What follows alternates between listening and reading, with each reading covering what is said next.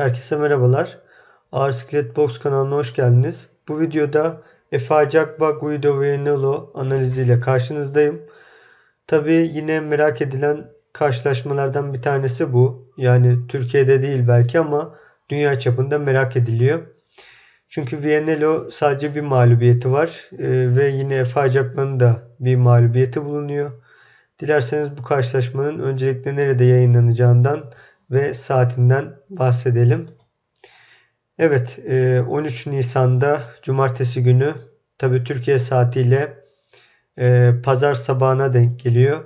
5'i 20 geçe bu maçın başlaması bekleniliyor. Amerika'da ESPN Plus'tan ve İngiltere'de de Sky Sports'tan bu karşılaşmanın yayınlanacağını söyleyebilirim. Şimdi karşılaşmayla alakalı detaylara geçelim. Nijeryalı boksör Efe Acakba, İtalyalı boksör Vianello'ya karşı. İkisi de 29 yaşında ve kiloları da birbirine yakın. 107'ye 109. Tabi son maçlarından bunlar. Ve boyları da aynı 1.98. Sadece kanat açıklığında 2.16 ile beraber Efe Acakba'nın 15 santimlik bir avantajı bulunuyor. Tabi gerçekten önemli maç diye söyledik. Çünkü Efe Acakba'da WBC'nin gümüş kemeri var şu anda. Ve bu karşılaşmada ortada olacak diye gözükmüyor bu kemer ama eğer Vianello bir başarı elde ederse WBC sıralamalarında bayağı bir yükselmiş olur. Şimdi Vianello ile başlayalım. Vianello az önce de söylediğimiz gibi bir mağlubiyeti var sadece. 12 geri kalan 13 karşılaşmanın 12'sini kazandı. 10'u knockout'la ve birinde de berabere kaldı. Toplam şu ana kadar 14 maç yaptı.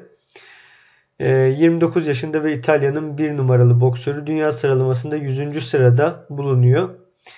En son kimlerle maç yaptı ve bugüne kadar hangi önemli isimlerle maç yaptı diye baktığımız zaman çok da öyle önemli isimler maç yapmadı. Kingsley Behle berabere kalmıştı 2020 yılında.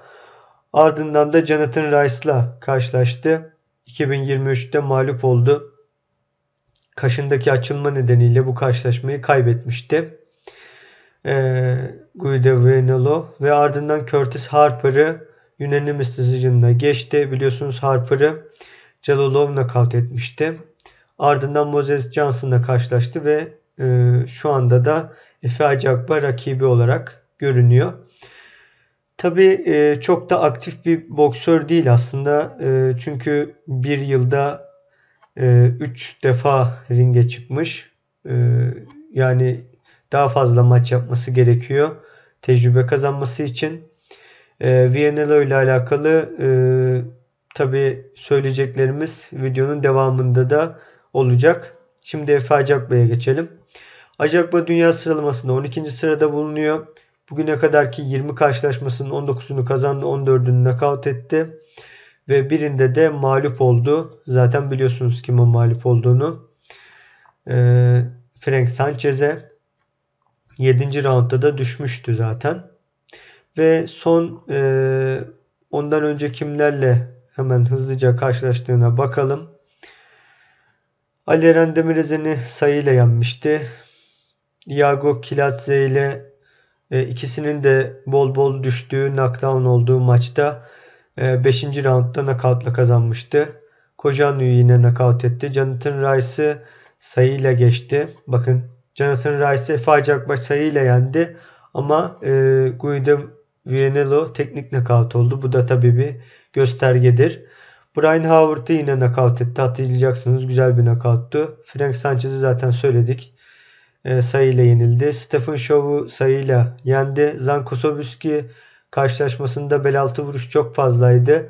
Ve disqualification yani maçtan diskalifiye oldu. Zanko Sobuski ve kazanan Efe Acakba olmuştu. En sonunda Joseph Goodall'ı knockout'la yenmişti. Zaten bunun analizini de ben yapmıştım kanalda. Ve baktığımız zaman gerçekten çok aktif bir isim. Özellikle son işte 2023'ün 8. ayından beri bu karşılaştığı 3. maç olacak. 8 ayda bu 3. maçı oluyor Efe Acagba'nın. Tabii ki kanat açıklığından dolayı bir avantajı olduğunu söyledik. Nijerya'nın da 1 numaralı boksörü Efe Ajagba. Bu gecede biliyorsunuz Jared Anderson'la Riyad Merhi alt kartında bu maçın olması da gerçekten güzel oldu. 2 ağır siklet maç izleyeceğiz bu gecede. Hatta 3 tane izleyeceğiz. Ali Feliz de ringe çıkacak ilk defa ağır siklette. Onu da takip ederiz. Uzun boylu bir boksör. Şimdi dünya çapında nasıl tahminler yapılmış hemen ona bir bakalım. Evet, 35 tahmin yapılmış ve %97'sinde Ajagba alır demişler. %3'ünde ise Vianello alır demişler. Ajagba knockout eder diyenler neredeyse %79 ve %21'lik kesimi de sayıyla bu karşılaşmayı eğer kazanırsa kazanır, yani sayıyla kazanır diye söylemişler. Vianello kazanır diyenlerin ise tamamı knockoutla veya teknik knockoutla karşılaşmayı alacağını söylemiş Vianello'nun. Şimdi bu karşılaşmayla alakalı ben kendi hemen yorumumu yapayım. Bence bu karşılaşmada her ne kadar Ajagba çok favori gösterilse de bu o kadar da aşırı kolay bir maç olacağını ben düşünmüyorum.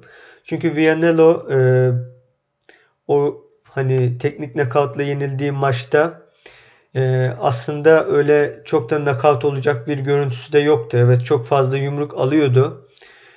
Ama teknik anlamında gerçekten belli bir seviyede bir boksör Guido Vianello. Ve baktığımız zaman Efe Ajagba son maçında evet rakibini knockoutla geçti. Ama Efe Ajagba çok fazla açık veren bir boksör. Her ne kadar hani son maçında biraz daha iyi dövüşse de yine de önceki maçlarından hatırlıyoruz ki defalarca knockdown olan bir isim. Yani ters bir durumda hemen e, yere de düşebilir. Bundan dolayı hani sayı kaybetmesi vesaire olabilir. Açık vermesi gerçekten kötü Ajagba'nın ve nispeten de ayakları yavaş bir boksör.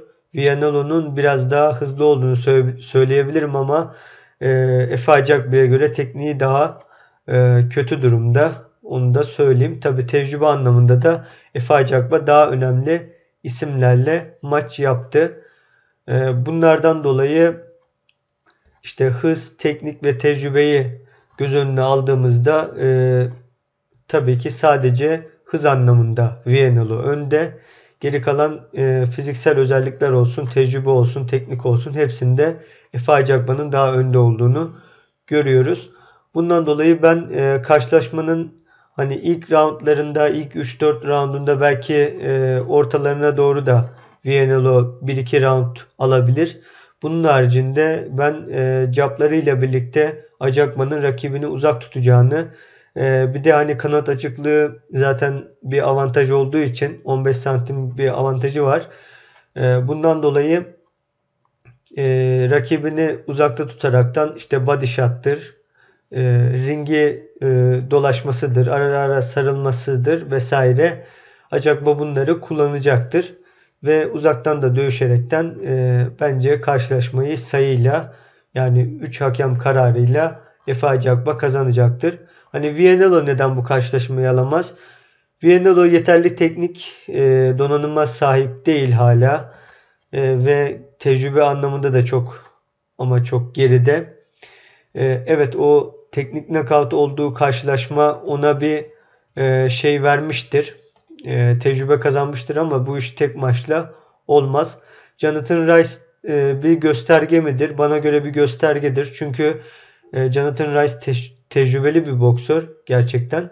Ve donanımlı da bir boksör. Sadece hani çok çabuk yorulan bir isim olduğu için rakiplerinden yumruk alıyor. Bunun dışında önemli bir isim olduğunu söyleyebilirim. Buna baktığımız zaman zaten her şey ortaya çıkıyor aslında. Efe Ajagba rahat kazanmıştı. Yine Jonathan Rice'a karşı ve bunlardan dolayı bence karşılaşmayı sayıyla alacaktır Efe Acakba diye düşünüyorum. Yumruk gücü çok çok iyi diye gösteriliyor aslında Efe Acakba'nın ama o kadar da yüksek değil. Ve Vianello da bence karşılaşmanın sonuna kadar dayanacaktır. Sizlerin düşünceleri neler? Onları da yorumlara lütfen yazmayı unutmayın. Kanalımıza gösterdiğiniz ilgiden dolayı teşekkür ederim.